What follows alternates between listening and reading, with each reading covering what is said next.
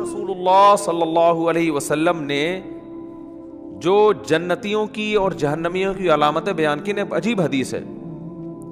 حدیث میں آتا ہے رسول اللہ صلی اللہ علیہ وسلم نے ارشاد فرمایا کہ جب جنتی جنت میں چلے جائیں گے اور اہل جہنم جہنم کی آگ میں چلے جائیں گے، اللہ ہم سب کو بچائے، تو جو جنتیوں کے جو ریلیٹیوز ہوں گے، چاہے وہ رشتہ داری کا تعلق ہو، دوستی یاری کا تعلق ہو، ان جنتیوں کو اپنے وہ جو دوست احباب ہیں نا، جب وہ دیکھیں گے کہ جنت میں وہ مارکیٹ سے کیا ہیں، شارٹ ہیں، دنیا میں تو ملا، پہلے تو ان کو اپنی فکر ہوگی کہ ہم کسی طرح جنت میں چلے جائیں.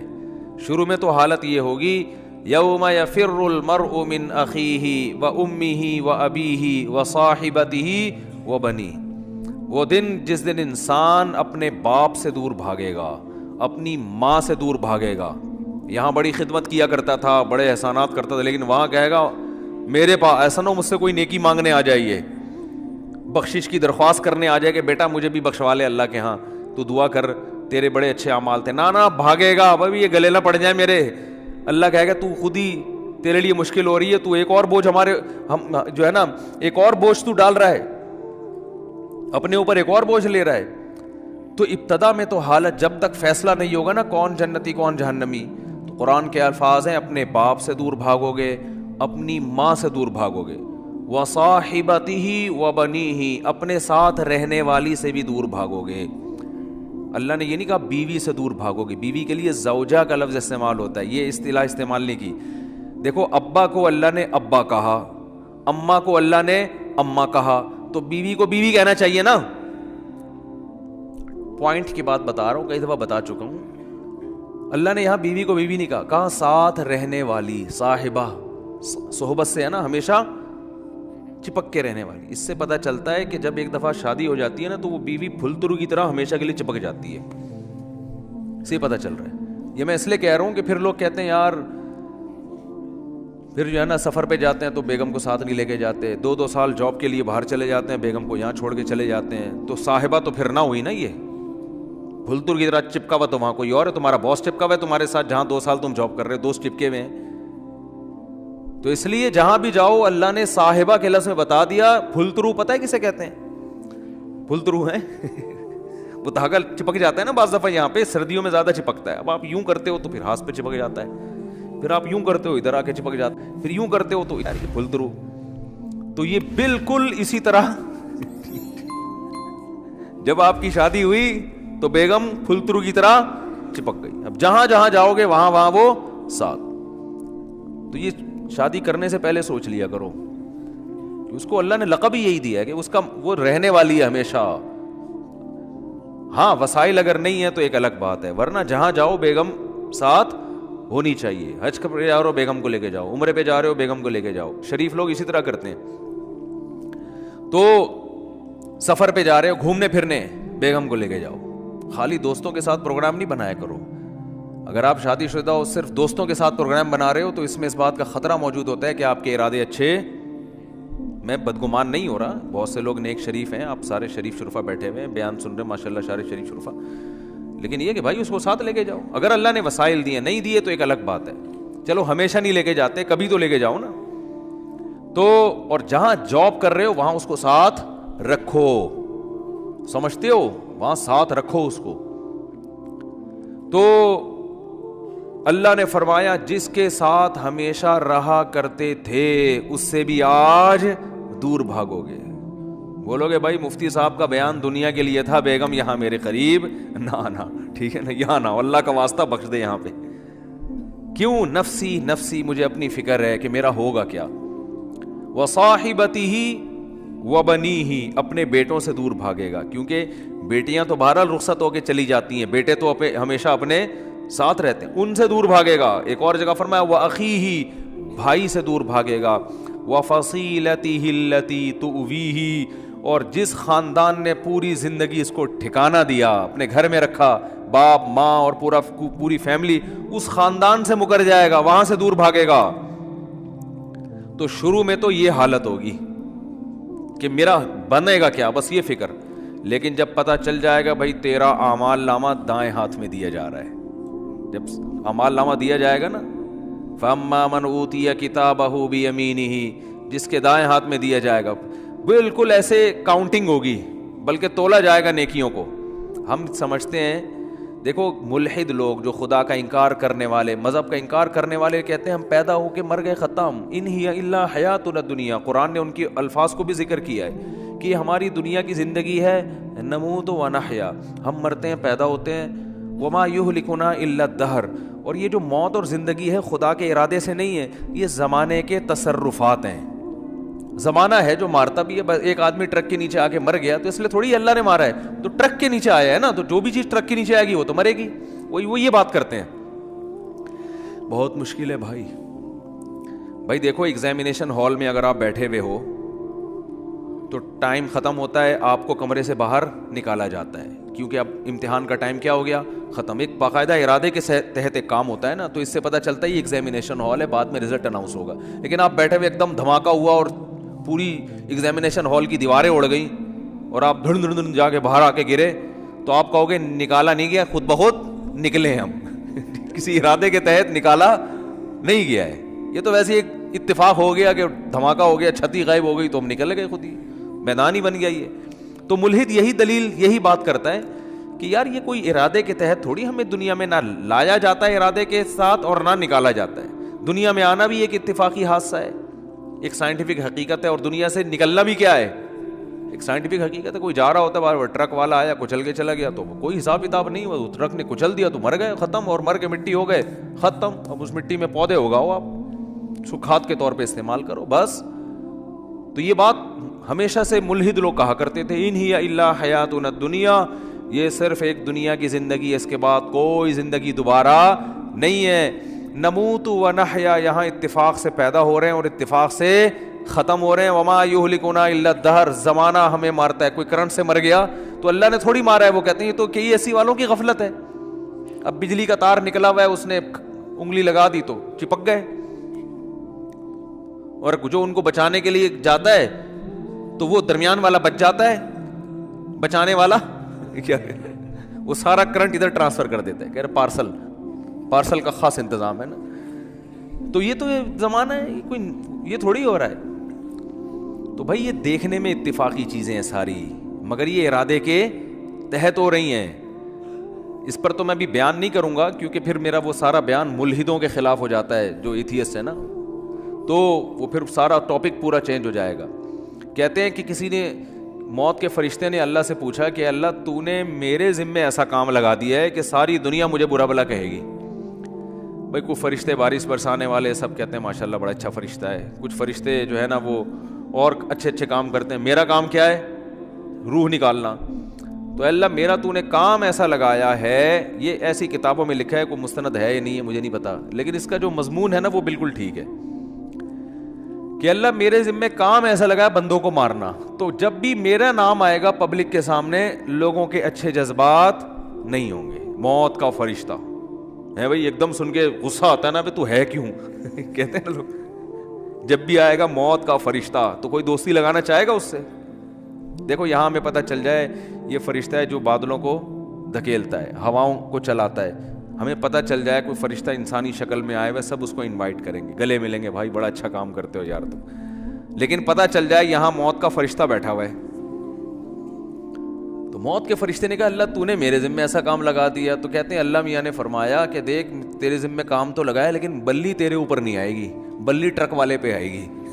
ٹھیک ہے, بلی آئے گی KESC والوں پہ, کہ جب بجلی نہیں تھی ایک دم اچانک چھوڑ دی, ٹھیک ہے نا, اور اپنے ہی بندے ان کے گر رہے ہوتے ہیں زیادہ تر. جو بجلی کا کام کرنے اوپر چڑھا ہوا ہوتا ہے نا, زیادہ تر بیچارہ وہی گر رہا ہوتا ہے. تو جو اپنے ملازمین کو نہ بچا سکے میرے بھائی, وہ تمہیں کہاں سے بچائیں گے. تو اللہ نے فرمایا کہ اس طریقے سے لوگوں کو موت دوں گا, کوئی نہ کوئی اس کا ظاہری سبب ہوگا, وہ سبب ہوگا, لوگ اس سبب کی طرف نسبت کریں گے. یہ کرونا سے مرا ہے, لوگ یہ تھوڑی دیکھیں کہ کرونا لانے والا کون ہے, اللہ ہے. اللہ کو اختیارات ہیں, وہ آج ایک بیماری ختم ہوئی ہے کل دوسری لے آئے, کل پرسوں تیسری لے. آپ ویکسین بناتے رہو, کس نے منع کیا ہے آپ کو؟ آپ وہ کرو جو آپ کر سکتے ہو, اللہ وہ کرے گا جو وہ کر سکتا ہے. اور کن کن حادثات سے بچو گے, زلزلے آ جائیں گے, زلزلے کی کوئی ویکسین ہے؟ زلزلے کی تو کوئی ویکسین نہیں ہے بھائی. جب کوئی دیوار گرے گی تو مرو گے, اور جو اتنے ترقی یافتہ کنٹریز ہیں زلزلوں سے نہیں بچا سکتے اپنے آپ کو. وہ زلزلہ پروف عمارتیں بنا دی جو جھولتی رہتی ہیں, لیکن وہ بھی ایک حد تک, اس سے زیادہ تیز جھٹکا آیا تو وہ بھی گرے گی.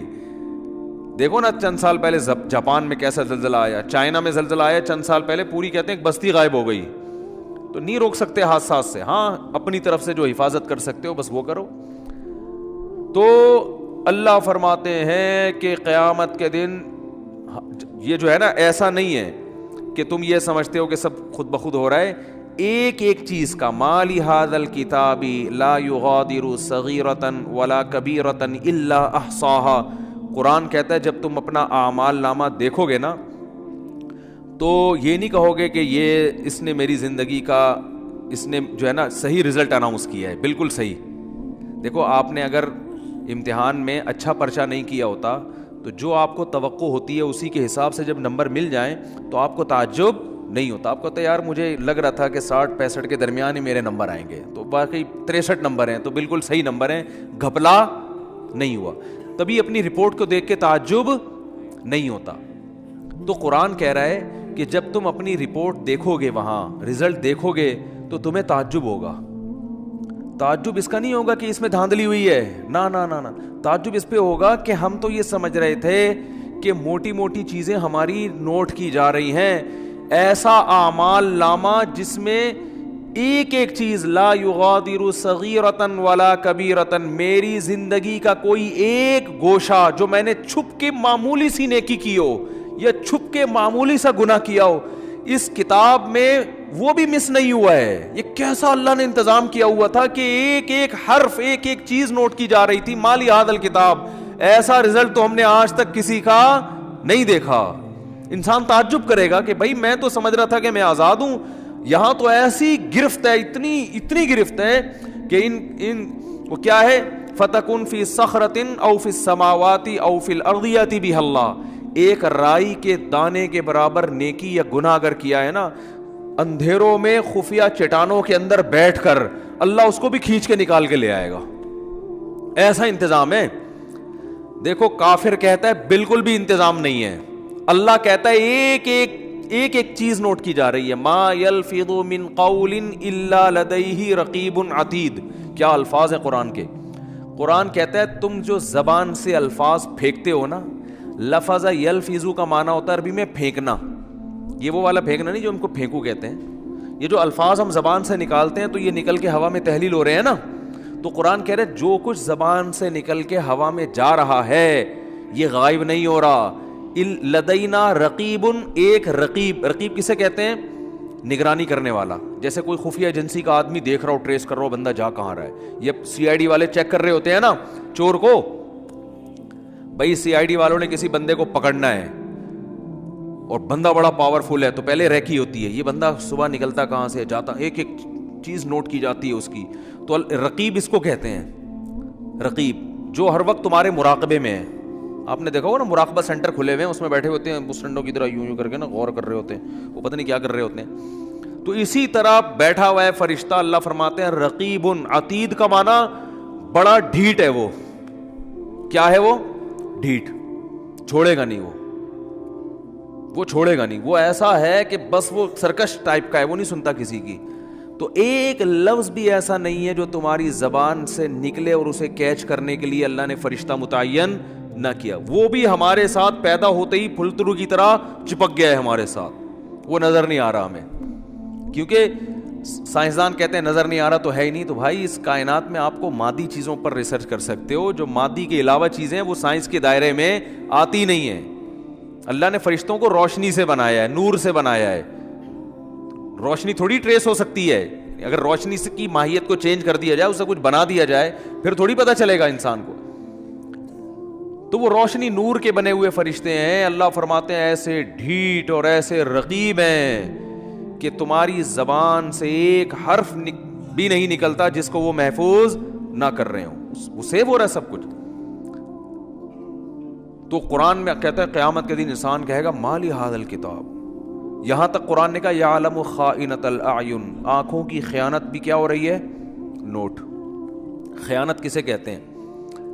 یعنی معمولی سی آپ آنکھ گھماتے ہو نا, جو اللہ نے امانت دی ہے آپ کو, اس امانت میں ذرا سی خیانت. گلی سے انٹی کی انٹری ہوئی, انٹی نے جانا ادھر ہے, آپ باتیں کر رہے ہو مفتی صاحب سے, اور مفتی صاحب سنا, ایک دم آپ کو خیال ہوا انٹی گزری ہیں, ایک دفعہ تو دیکھنا بنتا ہی ہے.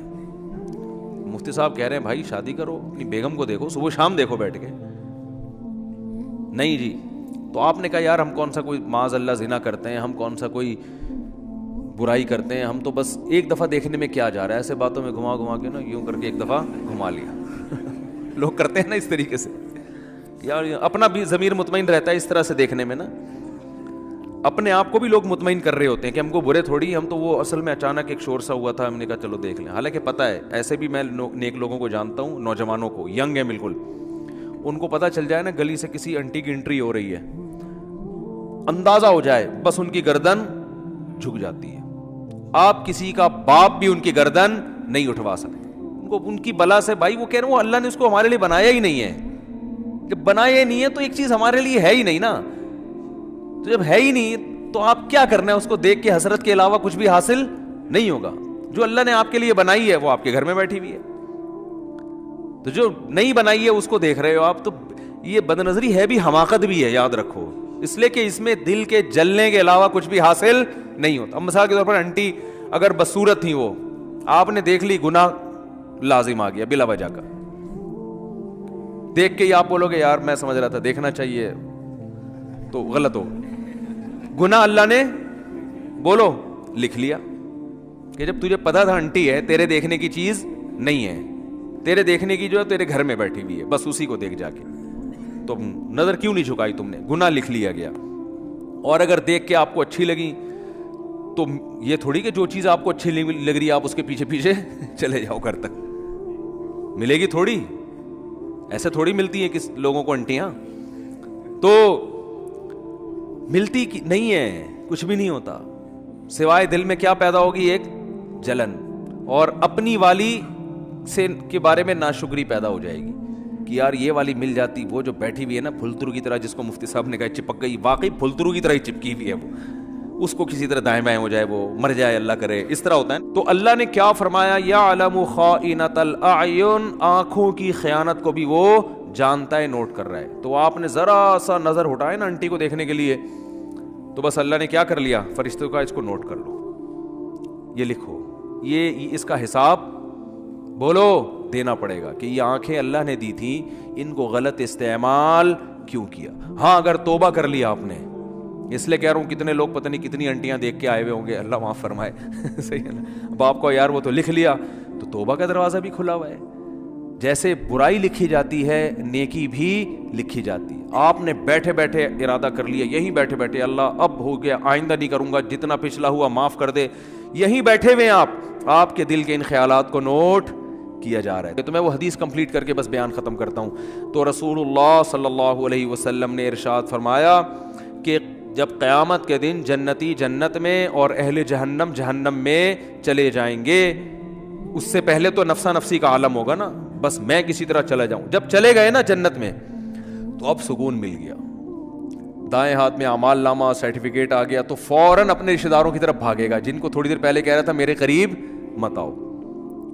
تو اللہ فرماتے ہیں جیسے ہی اعمال نامہ دائیں ہاتھ میں آئے گا, ہا امقرؤ کتابیا, ارے ابا کہاں ہیں, اماں کہاں ہیں, بیوی کہاں ہیں, بچے کہاں ہیں, میرا اعمال نامہ پڑھو, میرا اعمال نامہ دیکھو, دکھائے گا سب کو لا لا کے.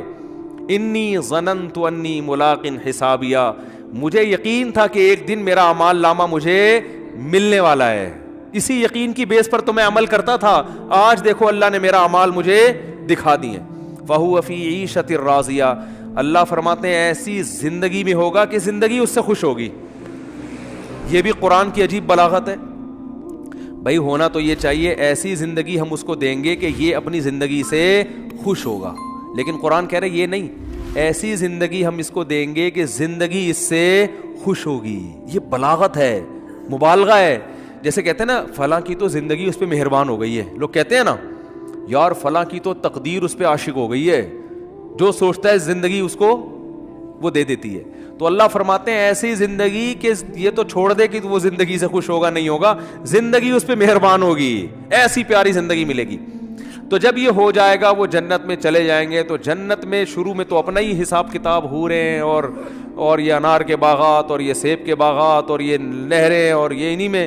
تھوڑے دن کے بعد اس کو خیال آئے گا یار وہ ہمارے ساتھ انڈا موڑے پہ چائے پیا کرتا تھا ایک بندہ, وسیم نام تھا اس کا, آج کل مارکیٹ میں شارٹ ہے, وہ کہاں گیا. پھر آہستہ آہستہ نا اپنے ریلیٹو یاد آئیں گے, فل ان دا بلینکس تو کر دیا کرو. وہاں جا کے بھی جنت میں بول رہے ہوں گے کیا بول رہا تھا ہم نے آگے. تو وہاں پھر آہستہ آہستہ بندہ بولے گا سب سے پہلے بیگم کہاں ہے بھائی. اگر مرد جنت میں گیا بیگم جہنم میں, تو وہاں گئے یار ہو سکتا ہے بولے یار چلو, ٹھیک ہے یہ بھی ممکن ہے, وہ کھمبا بجانے والا نہ ہو جائے نا, یہ کیفیت نہ ہو. تو وہ جائے گا بولے گا بھائی بیگم کہاں ہے, بچے کہاں ہیں, باپ کہاں ہیں, بھائی کہاں ہیں, رشتہ دار کہاں ہیں, فلانا آدمی کہاں ہے, فلاں کہاں ہے. تو آہستہ آہستہ جتنا قریبی رشتہ ہوگا نا, جس سے جتنا تعلق ہوگا, وہ یاد آنا شروع ہوں گے, اور وہ ادھر سزا کھا رہے ہوں گے جہنم. تو نبی صلی اللہ علیہ وسلم نے فرمایا یہ جنتی اللہ سے اپنے رشتہ داروں کے اور ریلیٹیوز کے بارے میں لڑیں گے. ظاہر ہے اللہ سے تو لڑنا بھی حرام ہے, اور اللہ سے لڑنا کسی کے بس میں نہیں ہے. یہ بلاغت ہے. کیا مطلب, اتنی اللہ سے دعا مانگیں گے, اتنا پیچھے پڑیں گے جیسے کوئی لڑ رہا ہوتا ہے. جیسے قرآن میں آتا ہے یجادلونا فی قوم لوط, ابراہیم علیہ السلام کو جب پتہ چلا کہ لوط علیہ السلام کی قوم تباہ ہونے والی ہے, فرشتے جا رہے ہیں, تو اللہ کہتے ہیں ابراہیم ہم سے جھگڑا کرنے لگے کہ بھئی قوم لوط کو ہلاک مت کرو, کیونکہ ابراہیم نرم دل تھے. تو جھگڑا کرنے لگے. اللہ سے جھگڑنا تو کفر ہے نا. تو یہ قرآن کی بلاغت ہوتی ہے, یعنی ایسی دعائیں مانگنے لگے جیسے ہم سے لڑ رہے ہوں. جیسے کوئی فقیر چپک جائے نا آپ کے ساتھ, او بھائی 5 روپے دے دے, 5 روپے دے دے, آپ کہیں لڑ کیوں رہا ہے یار, کہتے ہیں نا لڑ کیوں رہا ہے, اور جان چھڑانے کے لیے بعض دفعہ اس کو پیسے دے دیے جاتے ہیں. پتہ ہے مستحق نہیں ہے, لیکن یار جو چپک ہی گیا, پھلترو کی طرح پھلترو لفظ یاد رکھو, صحیح ہے نا. ٹھیک ہے. تو اللہ نے یہ قرآن کے الفاظ ہیں نا, ایسے الفاظ, قرآن بلاغت ہے یہ. تو حدیث میں آتا ہے کہ اللہ سے جھگڑا کرنا شروع کر دیں گے, یعنی اتنا زیادہ مانگیں گے گویا کہ جھگڑ. یاد آئیں گے یار ہمارا دوست تھا وہ جہنم میں, آگ میں. تو اللہ تعالیٰ ان کے لیے, ہاں وہ جو اصل میں حدیث سنا رہا تھا نا, تو اتنی لمبی تمہید ہو گئی, وہ کہیں گے اللہ سے جا کے اے اللہ بہت سے ایسے ہمارے دوست احباب رشتہ دار تھے, یصلون معنا ویصومون معنا, جو ہمارے ساتھ نمازیں پڑھا کرتے تھے, رمضان کے روزے رکھا کرتے تھے, مگر آج وہ ہمیں جنت میں نظر نہیں آ رہے. اس سے کیا پتہ چلتا ہے, وہ بھی یہ بتائیں گے کہ وہ مسلم تھے, کیونکہ یہ کافر کے بارے میں تھوڑی خیال آئے گا ان کو. ہائے ہائے کیسے سمجھائیں یار, یہ کافروں کے بہت, کافر کا تو پتہ ہے کہ دنیا میں اللہ نے مغفرت پہ پابندی لگائی ہوئی ہے, تو آخرت میں کہاں سے ہوگی. کافر کا تو دیکھ رہے ہیں اللہ ابراہیم علیہ السلام اپنے باپ کو نہیں بخشوا سکیں گے, تو ہم کون سا ابراہیم علیہ السلام سے آگے نکل گئے کیا. تو یہ اپنے مسلم ریلیٹیوز کے بارے میں, تو ان کا اسلام ثابت کرنے کے لیے اللہ کے سامنے حوالہ کیا دیں گے, اے اللہ وہ نماز بھی پابندی سے پڑھا کرتے تھے, رمضان کے روزے بھی رکھتے تھے, مسلم ہیں, لیکن آج ہمیں نظر نہیں آ رہے. گناہ تھے, زنا تھے, چوری تھی, کچھ بھی تھا. اس سے اندازہ لگاؤ وہاں بھی ان کو اپنے ریلیٹیوز کا مسلمان ہونا ثابت کرنے کے لیے شناختی کارڈ نہیں دکھائیں گے وہ, کہ اللہ یہ دیکھو نادرا میں لکھا ہوا تھا انہوں نے اسلام. وہاں بھی اللہ ثبوت مانگے گا, اسلام کا ثبوت کیا تمہارے پاس, تو ثبوت پیش کریں گے. اللہ تو جانتا ہے, تو اعمال نامہ نکال کے دیکھ لے, نمازوں میں ہمارے ساتھ کھڑے ہوتے تھے, رمضان کے روزوں میں ہمارے ساتھ ہوتے تھے, روزے نہیں چھوڑتے تھے رمضان کے, اور نہ نماز چھوڑتے تھے, کیونکہ اسلام کا رکن ہے نا یہ. تو پھر اللہ حدیث میں آتا ہے حد بندی کرے گا. اچھا تو ایسا کرو, جیسے حد بندی ہوتی ہے نا, گورنمنٹ جیسے بعض موقعوں پہ جیل کے قیدیوں کو چھوڑتی ہے, تو انتہائی سنگین نوعیت کے مجرموں کو رکھا جاتا ہے, اس سے کم درجے کے مجرموں کو چھوڑ دیا جاتا ہے, اور کچھ کو تخفیف کر دی جاتی ہے کہ بھائی ٹھیک ہے سزا تو تھی 14 سال, لیکن سفارش کی وجہ سے وہ کیا کی جا رہی ہے, 7 سال کی جا رہی. تو اللہ حد بندی کریں گے, کیونکہ کچھ ایسے نمازی ہوں گے, چھوٹے موٹے گناہ تھے, کچھ چھوٹے تو گناہ کی وجہ پہ جہنم میں نہیں جاتا, یعنی کبیرہ جو دوسروں کی نسبت چھوٹے تھے, ایک آدھ دفعہ کبیرہ گناہ ہوا, توبہ نہیں کی, مر گئے, تو اللہ کہیں گے چلو ان کی سزا تو بنتی تھی, مگر میں تمہاری سفارش کی وجہ سے ان کو جہنم کی آگ سے نکال رہا ہوں.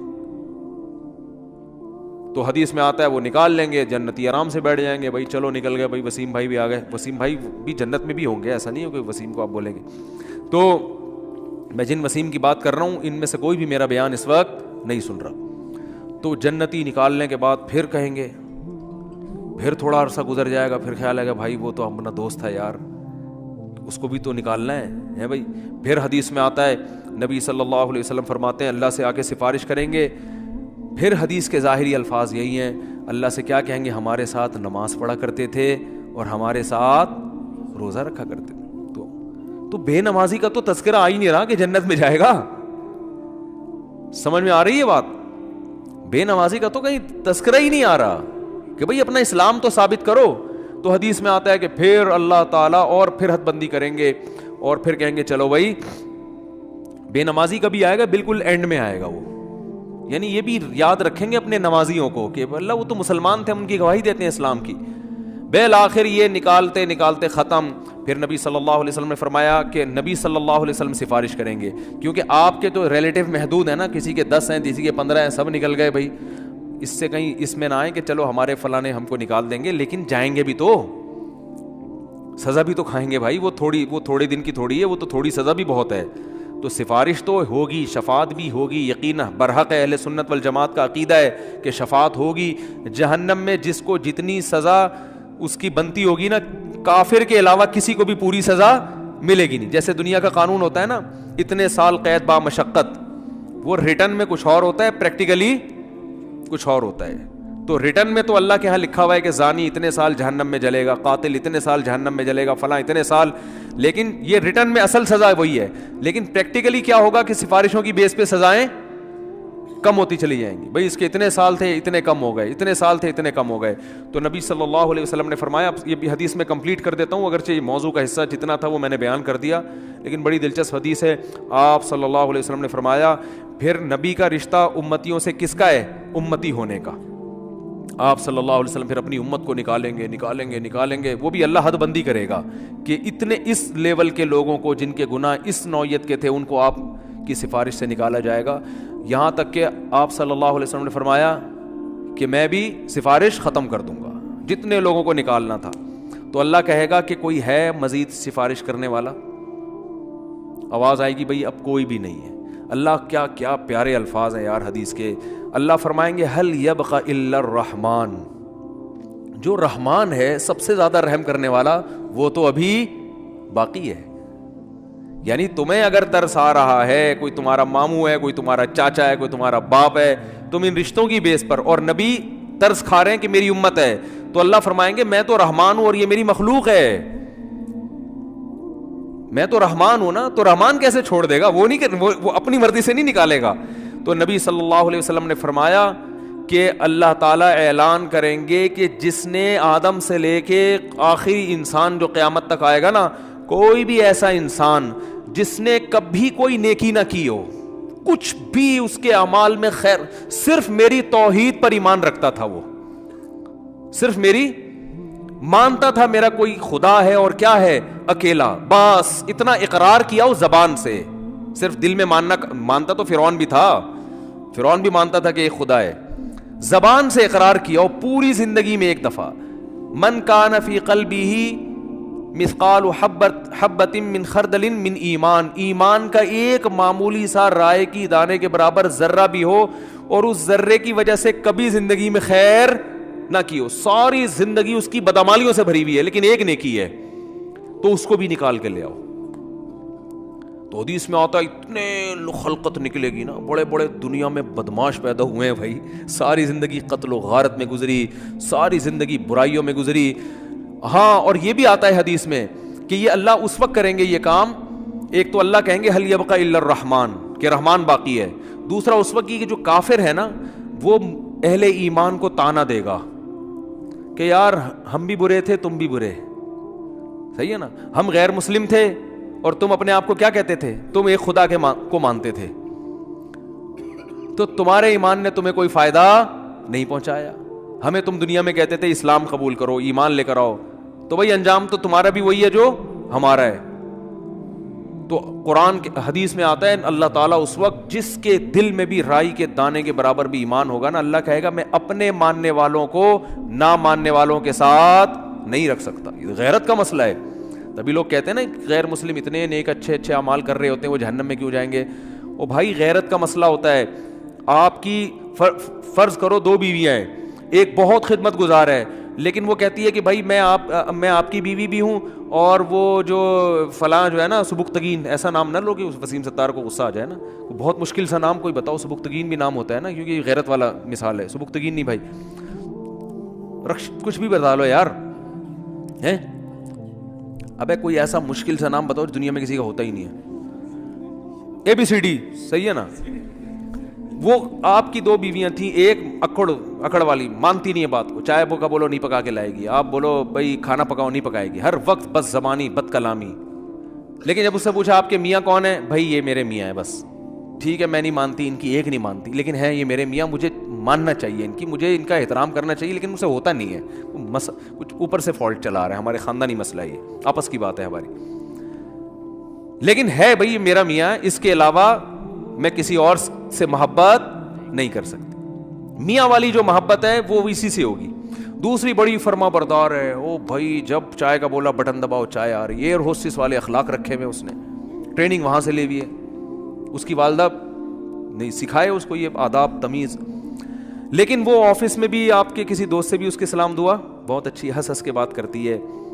آپ جب کہتے ہیں بیگم مجھے بڑی غیرت آتی ہے, تو کہتے ہیں کیا ہو گیا, براڈ مائنڈڈ بنو, اگر تم سے میں محبت کر سکتی ہوں تو میرا پرانا بوائے فرینڈ ہے وہ, مجھے اس سے بھی وہی عشق ہے جو تم سے, بلکہ اسے تھوڑا زیادہ ہے, اتفاق سے شادی تم سے ہو گئی میری, چاہتی تو میں تھی وہاں ہو لیکن اب ہو گئی ہے, مجبوری میں گزارا کر رہی ہوں, نادرا میں سرٹیفکیٹ بن گیا, اب پھر دوبارہ سے 4-5 ہزار روپے کا خرچہ آئے گا, وہیں رہنے تو کاغذ میں رہنے تو, لیکن ویسے مجھے محبت اس سے ہے. رکھو گے غیرت اگر ہوگی تو ہے.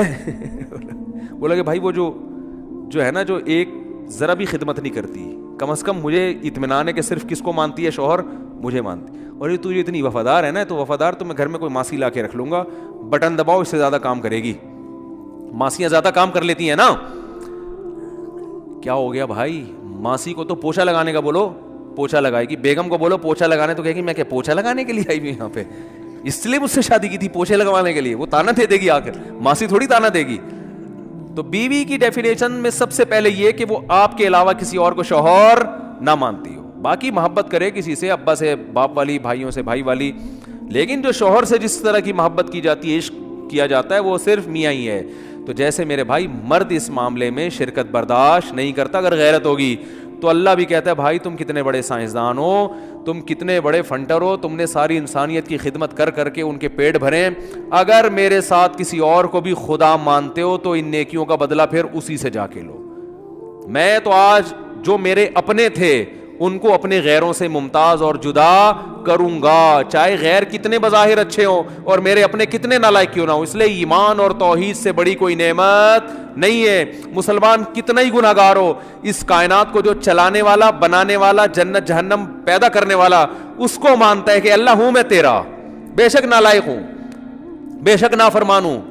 تبھی یاد رکھو اپنے ایمان پہ سمجھوتا نہ کرو. جو لوگ یورپ جاتے ہیں, امریکہ جاتے ہیں, میں ان سے خاص طور پہ کہتا ہوں یار تم اگر یاشی میں لگ بھی رہے ہو, خدا کے بندو اپنے آپ کو مسلم تو کہا کرو کم از کم, برائی کو برائی تو سمجھو, اللہ توبہ کی توفیق دے دے, میں غلط کر رہا ہوں یہ اعتراف تو کرو اللہ کے سامنے.